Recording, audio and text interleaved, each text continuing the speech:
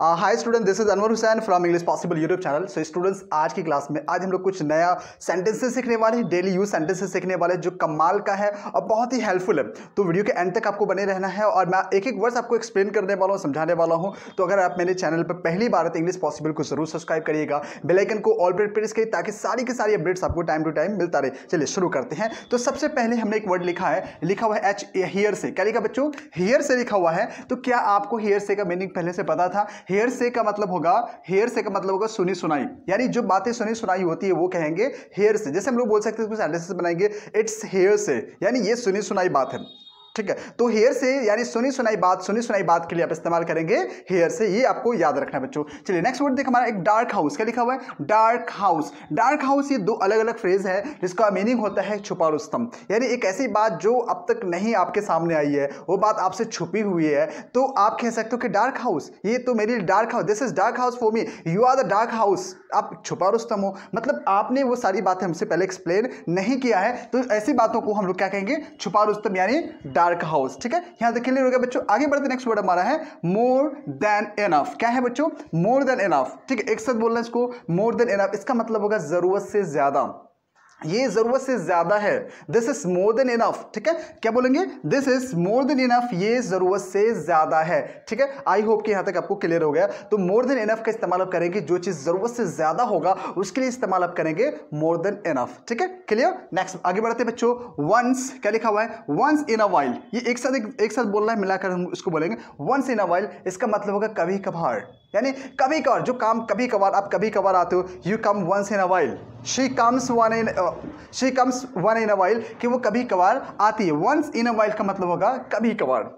ठीक है, तो कभी कभार के लिए इस्तेमाल आप करेंगे once in a while. I hope कि स्टूडेंट्स ये वाला भी वर्ड्स आपको क्लियर हो गया। तो वंस इन अ वाइल का मतलब होगा कभी कभार। ठीक है, ये चीज बार बार आपको बोलना है, रटना है और इसका इस्तेमाल सेंटेंसेस में भी करना है। आगे बढ़ते, नेक्स्ट वर्ड हमारा है फॉर अ वाइल। क्या लिखा बच्चों? For a while. एक साथ मिलाकर बोलना इसको, फॉर अ वाइल। क्या बोलना है इसको? For a while. इसका मतलब होगा कुछ समय के लिए, थोड़ी देर के लिए।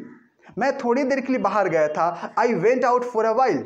I went out for a while, मैं थोड़ी देर के लिए बाहर गया, यानी कुछ समय के लिए बाहर गया था। ठीक है, तो कुछ समय के लिए आप इस्तेमाल करेंगे फॉर अ वाइल। ऑलरेडी आप पहले से जानते होंगे नए वर्ड्स, पुराने वर्ड्स जानते होंगे, लेकिन मैं आज आपको जो है नए वर्ड्स सिखा रहा हूँ, नए वोकैब सिखा रहा हूँ, जिससे आप अपनी लैंग्वेज को, आप अपनी इंग्लिश को बेहतर इंप्रूव कर सकते हैं। चलिए बच्चों आगे बढ़ते, नेक्स्ट वर्ड हमारा है इन अ लिटिल वाइल। क्या बच्चों? In a little while. In a little while, इसका मतलब होगा थोड़े समय के लिए, थोड़ी देर के लिए।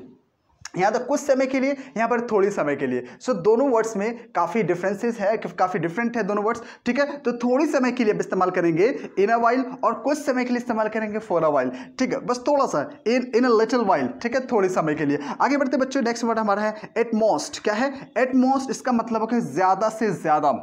ठीक है, ज्यादा से ज्यादा आपको इंग्लिश सीखनी चाहिए। You should learn English at most, आपको ज्यादा से ज्यादा इंग्लिश सीखनी चाहिए। We should practise English at most, हमें इंग्लिश की ज्यादा से ज्यादा प्रैक्टिस करनी चाहिए। ठीक है, तो ज्यादा से ज्यादा के लिए इस्तेमाल हम लोग करेंगे एट मोस्ट का इस्तेमाल करेंगे। अब आगे बढ़ते बच्चों, नेक्स्ट वर्ड हमारा है नो वर्थ वाइल। क्या लिखा बच्चों? नो वर्थ वाइल का मतलब है जो फायदेमंद ना हो, यानी जिसका जो चीज आपके लिए फायदेमंद हो, जो आपको फायदा नहीं दे सकता हो, जो आपके लिए ठीक नहीं हो, उसको हम लोग बोलेंगे नो वर्थ वाइल। क्या बोलेंगे? नो वर्थ वाइल, जो फायदेमंद ना हो। आगे बढ़ते बच्चों, मच लेस। क्या है? मच लेस का मतलब होगा बहुत कम। मच लेस का मतलब क्या होगा? बहुत कम। जो चीज आपके अकॉर्डिंग बहुत कम लगता है आपको, ये तो मेरे लिए बहुत कम है, this is much less for me, this is much less for me, ये मेरे लिए बहुत कम है।